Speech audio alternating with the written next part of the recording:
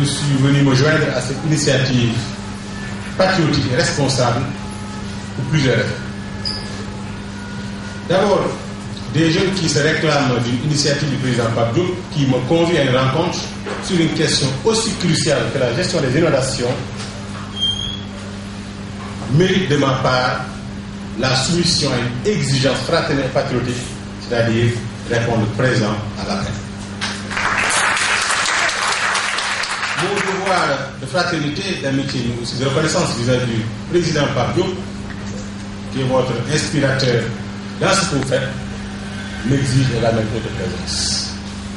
Je ne le dis pas pour me soumettre à simplement des exigences protocolaires, mais par conviction profonde. Pendant toutes ces années, jeune parlementaire, jeune ministre, j'ai eu à interagir avec lui, soit en tant que président de l'Assemblée nationale, en tant que ministre qui se présente régulièrement, en tant que président du Sénat, en tant que haut dignitaire du parti que nous avons en partage, en tant que responsable des jeunes, et jamais cela n'a connu de friction ou de souvenirs négatifs, sinon je ne savais pas être là pour me voir la face. La dernière fonction que j'ai occupée, c'est celle de ministre en charge du développement local. Quand on me l'a notifié, c'est 3 jours après que je me suis rendu à son bureau sur mandat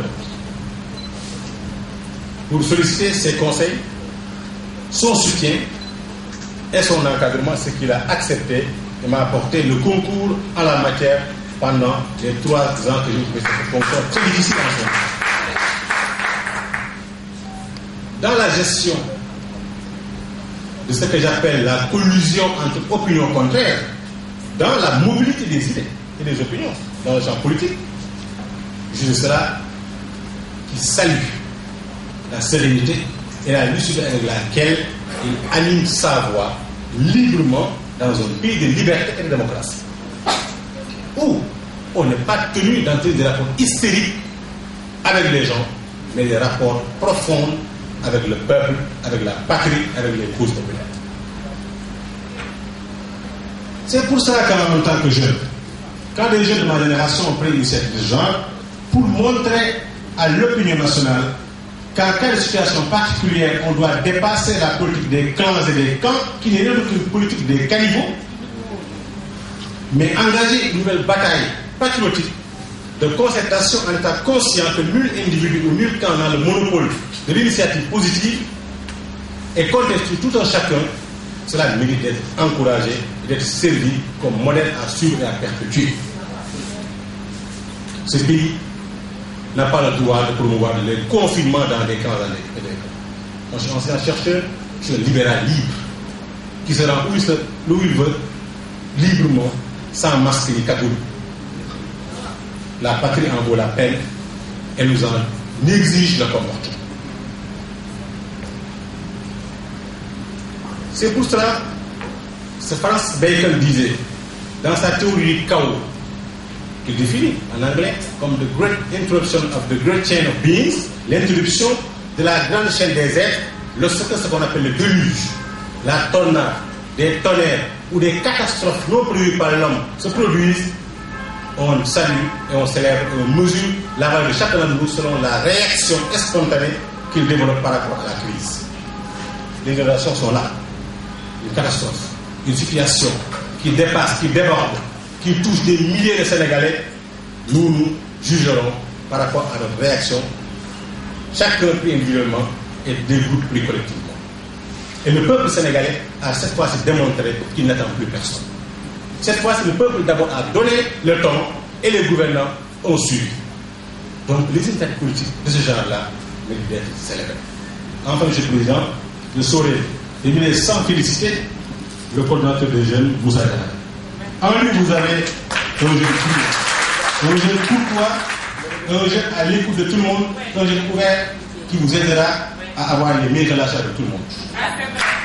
Il a réussi à contribuer la façon la plus simple, mon affection, mon estime et ma fraternité.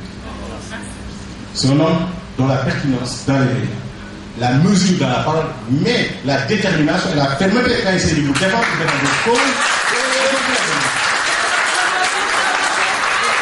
Ne vous gênez jamais d'être considéré comme le fou de votre maître quand vous avez choisi un qu'on ne vous a pas imposé.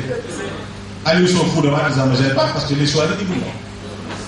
Vous aussi, la valeur d'un homme, c'est de pouvoir défendre, mordicus, sans état d'âme, ni calcul, ni cache-cache.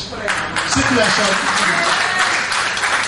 Prenez un rendez-vous pour ce pays, pour cette patrie, dans des mois, dans des jours, dans les années à venir. Nous sommes venus sur ce pays-là, tous les combats appellent notre part une écoute et une présence.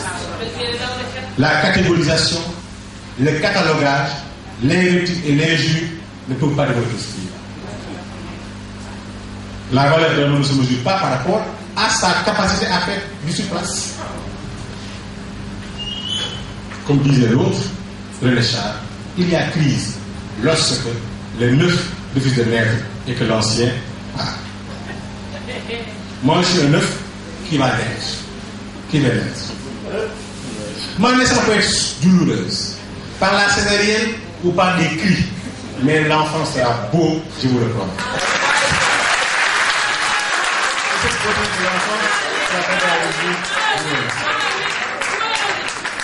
Nous allons donc passer la parole avant mon départ à Lucas qui va dire quelques mots, développer le discours, surtout le pourquoi de cette rencontre.